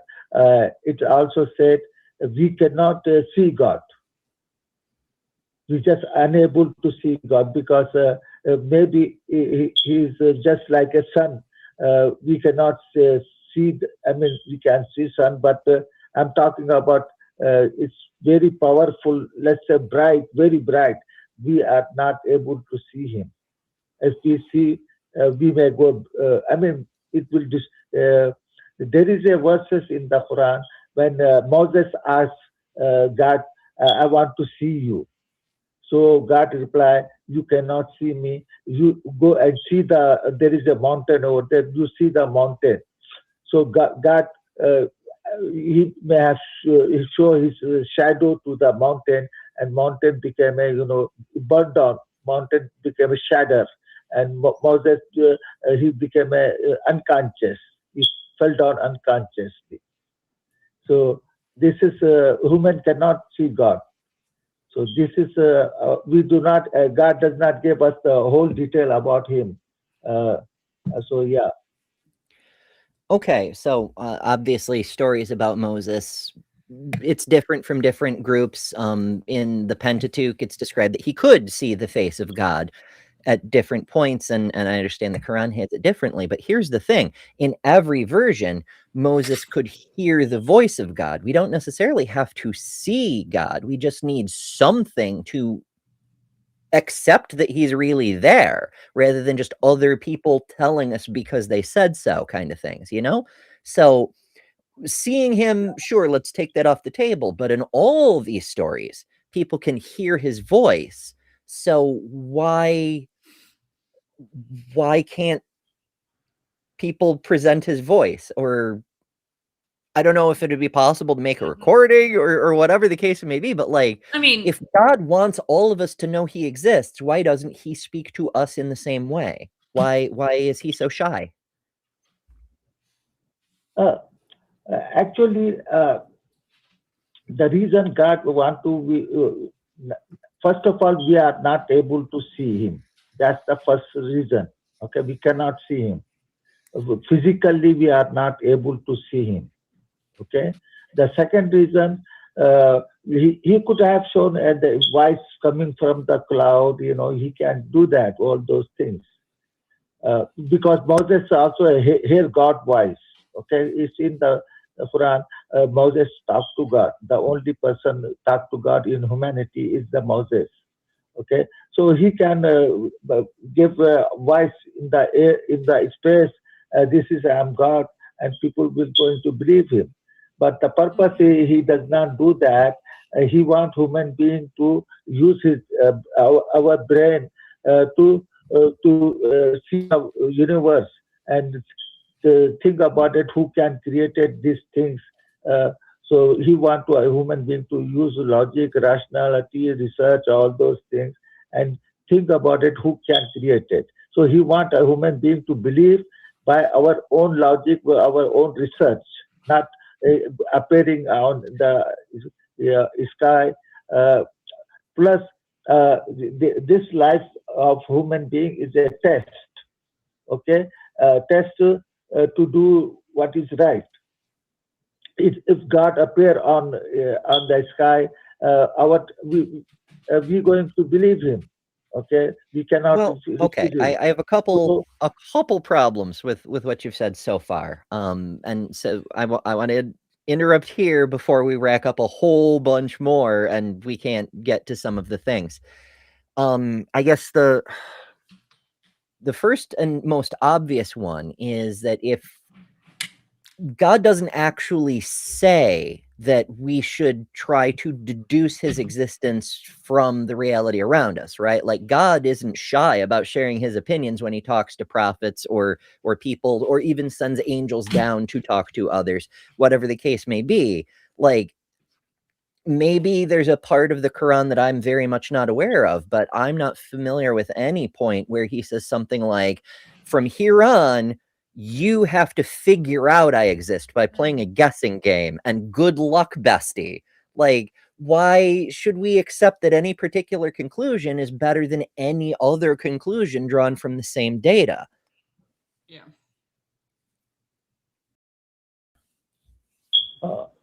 You see, God gave human being faculties. He gave us brain, a thinking brain, and he wants human being to discover him by using our own mind, our own logic, our rationality, research. Think about the nature and think about it. What can created all this in the nature existed? The animal, the planet, everything. Without creator, how can they be exist? So that's what he wants us to think about it. You say God said that, but how do you know God said that? That sounds like the kind of thing that a person says God said. But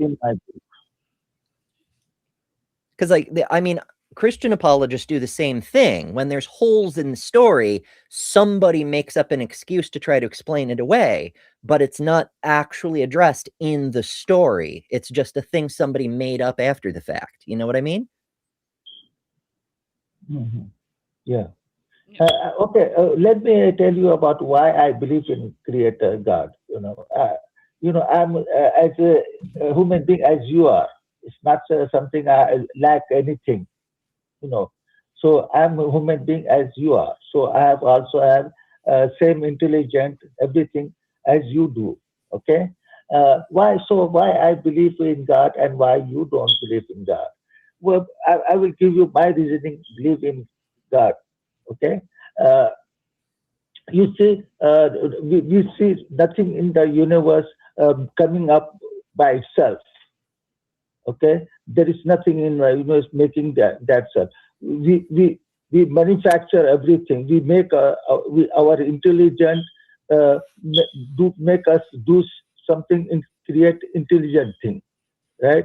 So there is nothing in the nature making by itself, like a human being, the animal, the planets. There is nothing who can make a intelligent being like the human being or animal. They are human being and animal are very intelligent things. There is nothing can create them without someone who made them. Okay, it's take intelligent to create things, just like we created robots, planes, all those. It's take intelligent to create a thing. It's nothing. Dumb thing don't create all those intelligent robots, AI, all those things. It's take intelligent to create all those things. So human also is a very sophisticated engineering, very sophisticated engineering. Okay. All right, hold on a sec, Saeed. But here's the thing: humans aren't intelligently designed. We have the amusement park right next to the waste factory. We have the same tube that we breathe out of also deals with our food, so it's really easy to choke. The way that our women's pelvises are designed, quote unquote, like there's so many things. Like there's male pattern baldness that happens usually after you have kids. You start having teeth issues after you have kids. There is nothing about the human body that is intelligently designed. It's kind of thrown together. Whereas if you look at an airplane or a train or a car, those things have been specifically designed to do a specific thing. Whereas humans are kind of not. And we still get it wrong fairly often. There's plane crashes and so forth. Design is just low mechanical, low intelligent thing, human.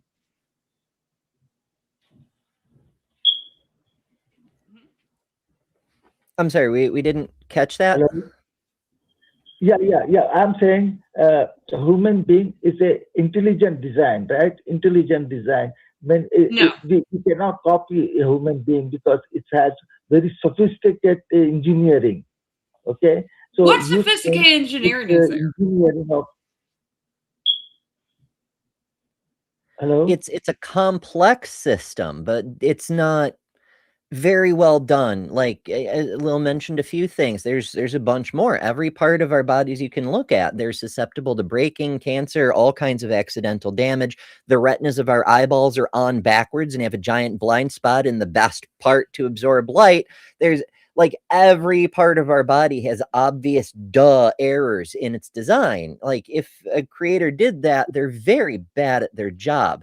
But also that invites the question, if nothing came into existence on its own, that has to include this creator. So who made the creator and who made that creator? Because each perfect creator requires an even more perfect creator.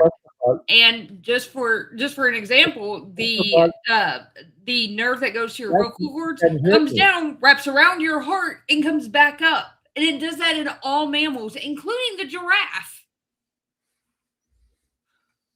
Guys, can you hear me?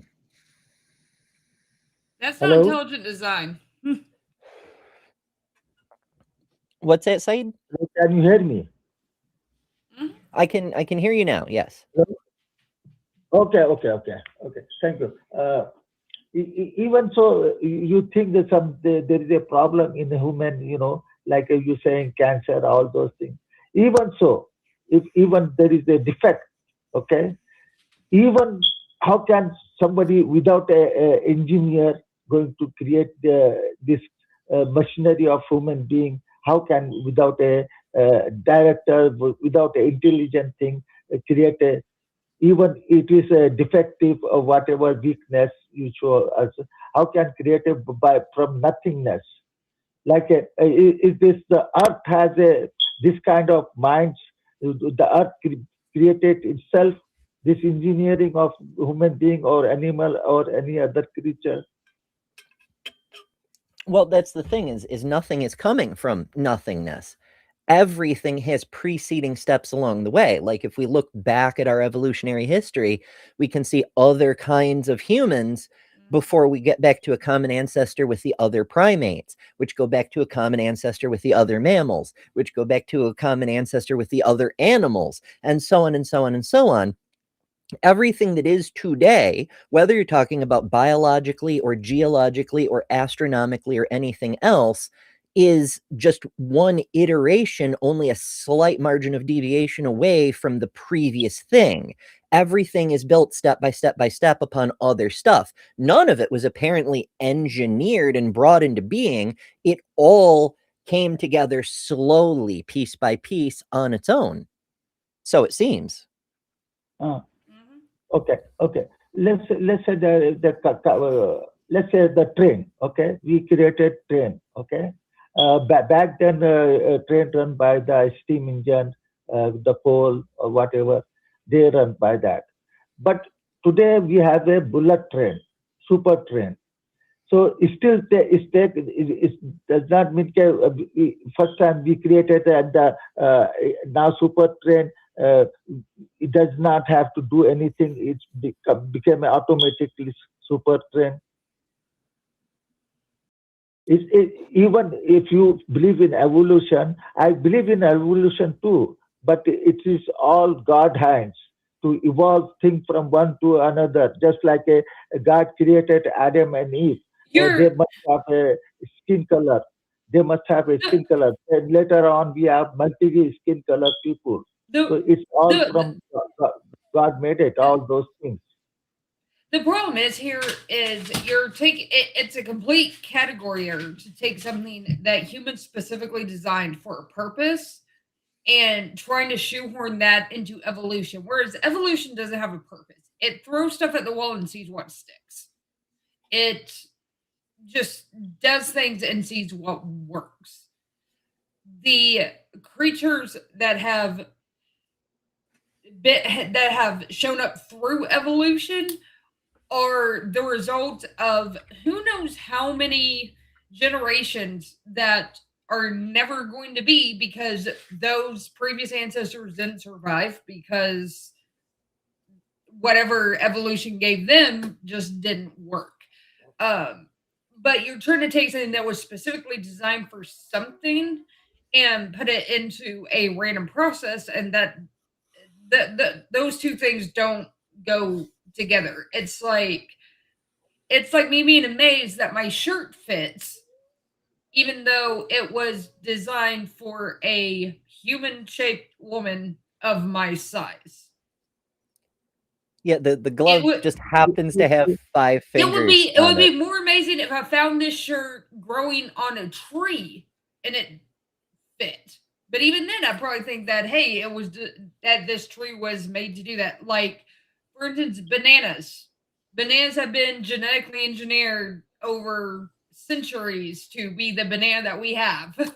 Well, artificial selection. It does alter the genes, but it's not quite the same thing. Intelligent to make a banana, whatever you say, it's take intelligent. Without a intelligent banana cannot evolve by itself. But have you ever seen a wild banana? evolution need a intelligent thing to evolve. It cannot be evolving things without intelligent things. I believe in God evolved everything from the beginning, step by step. Everything, even human being, have been evolved. It's not one time human came all the intelligent. No, it's evolved. Human being have evolved from one color to many colors. So everything has evolved.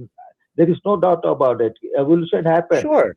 Why is would God need to do it that way, though? Like, if he can create Adam and Eve, why does he need to go through an evolutionary process? Why can't he just create things the way he wants them? Why doesn't he create them in the finished state? Like, for example, one of the big arguments that people use for intelligence derives from Aristotle's four causes, right? They say, oh, well, everything, it was designed by God. We know because there's a design, and that's the formal cause, which is one of Aristotle's four causes. The other ones are the material cause, what it's made out of. Like, say, for example, if you're a carpenter and you're making a table, you have the design for the table. You make the table out of wood. That's the material cause. So in humans, you have the DNA, the blueprint for humans, and you make it out of animal parts, proteins and so forth. What's the efficient cause, which is who does the building? And in this case, with humans, it would be biological action. So no God seen there either. But most importantly, you've got the final cause, which is what is the purpose. And this is where religion tries to take advantage of these arguments in order to try to insert itself into human life, to tell us how we have to live in order to please God.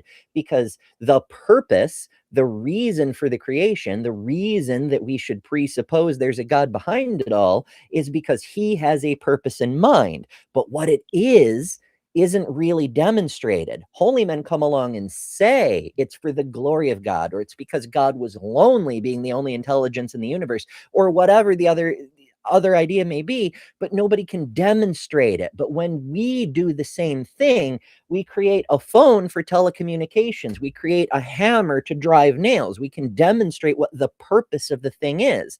But with humans, there doesn't seem to be one, or with any other living thing on earth. It's just doing stuff. So there's no sign of intelligence in the design. There's no sign of intelligence in the material. There's no sign of intelligence in the creation process, the efficient process, which is done entirely biology with no sign of magic or supernatural entities anywhere involved. And there's no purpose. But most importantly is Aristotle himself said that we need to be careful to remember that these four causes are indicative of identifying human design and do not apply to nature. So none of this is for evaluating things that happen in nature. We don't see humans being built. We see humans being produced from other humans, Okay. You believe in evolution. Who causing to evolve? Is I'm causing myself to evolve, or is something else causing me to evolve? Who's causing? What you don't evolve per se. Caused me to evolve? You develop, you adapt, right?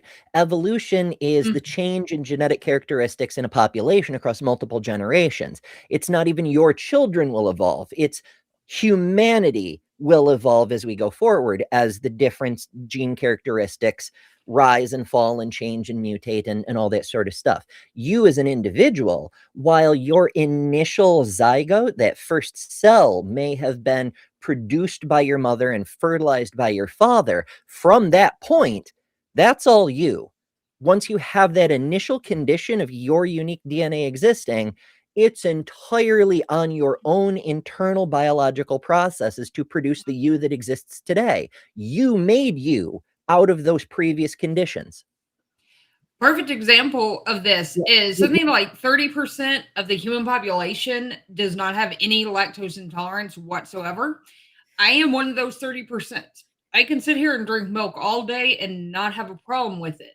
Whereas I know a lot of people that do. I did not evolve that trait. I was born with that trait from my parents. So it is humanity changing as a whole, not an individual. I was always I was always not going to be lactose intolerant at all. But other Okay. people are. Yeah. I have another question about we eat a lot of food, the grain and the fruits. We eat them. So, who made it this fruit for us to sustenance? Does evolution figure out that we human need a food? We need to create a banana, apple. Because a banana tree don't need a banana, they give a lot of bananas, 1,000 of bananas, apple, tree grow 1,000 of apples. They, why tree grow these fruits? There is no use for themselves. They have no children to feed them. So why they grow the fruits? Well, we produced the fruits that we enjoy today and many of the vegetables. We took existing species that were compatible, that were useful for our nutrition, and we selectively bred the characteristics that we wanted. For example, broccoli, kale, and half a dozen more things are all descended from the same species of wild mustard that we've cultivated in different ways. Modern apples the apples that we eat are very different from the wild apples, which still exist out in nature. And the same is true for potatoes, tomatoes, and everything else. Carrots, like all of these things. More than anything else, I'm so grateful for our ancestors who thousands of years ago started these breeding programs to produce these kinds of things. And you ask, what's in it for the fruit, right? Like a grape, for example. What good is a seedless grape to a grape plant?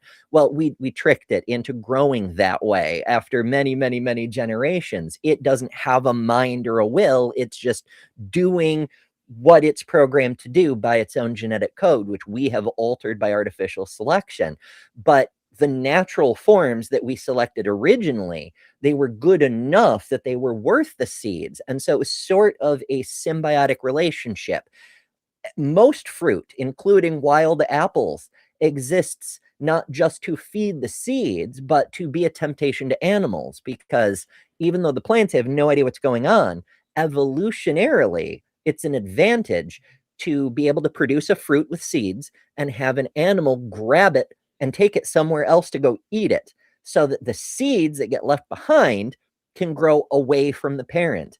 And to the plants, it's worth that investment of energy and nutritional resources in order to make that happen. And it doesn't happen every time, but it happens often enough.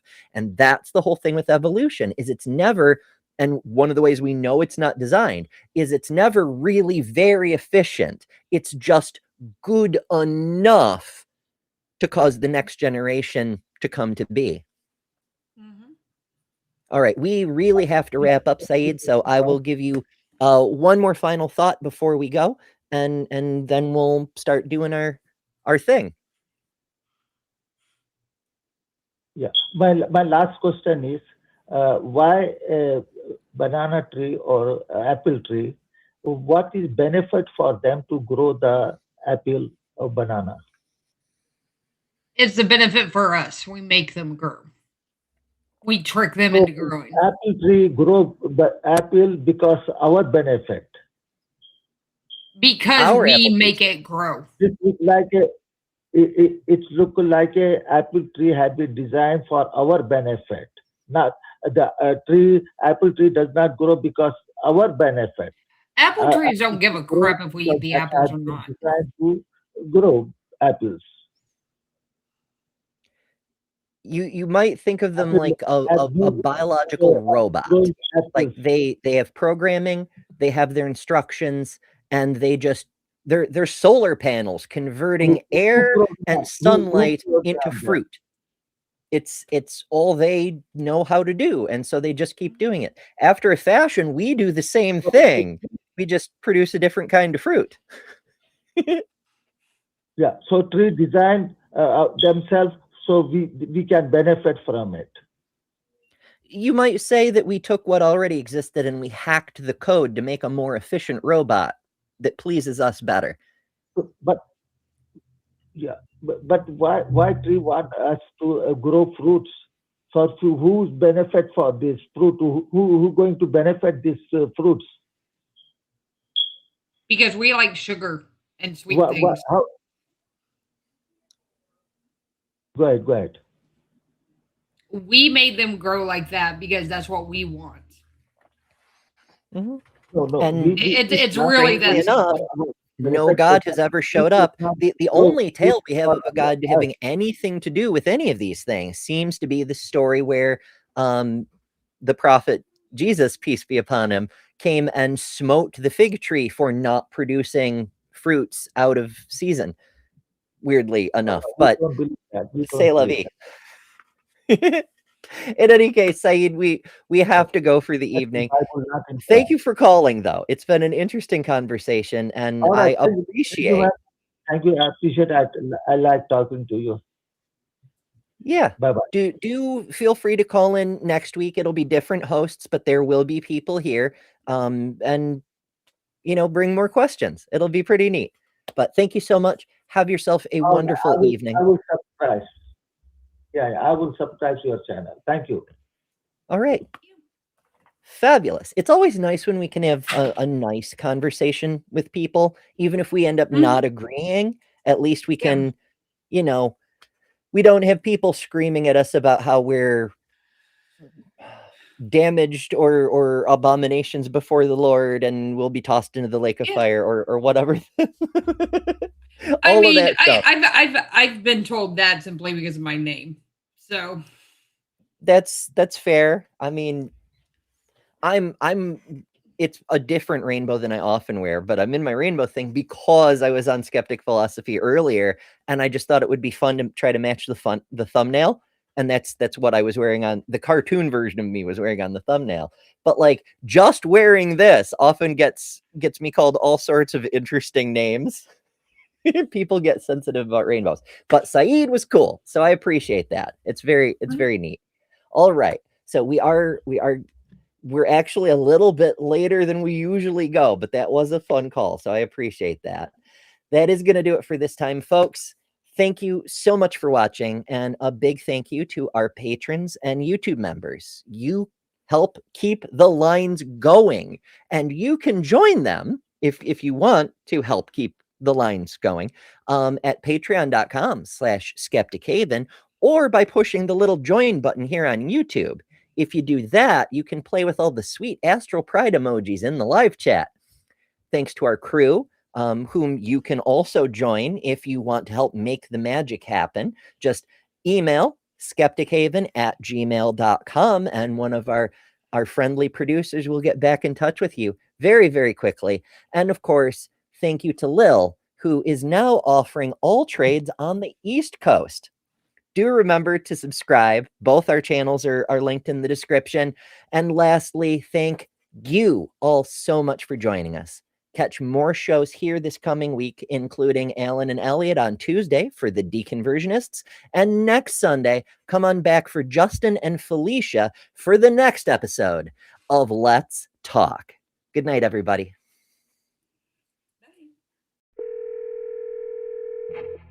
This is Skeptic Haven. Let's talk.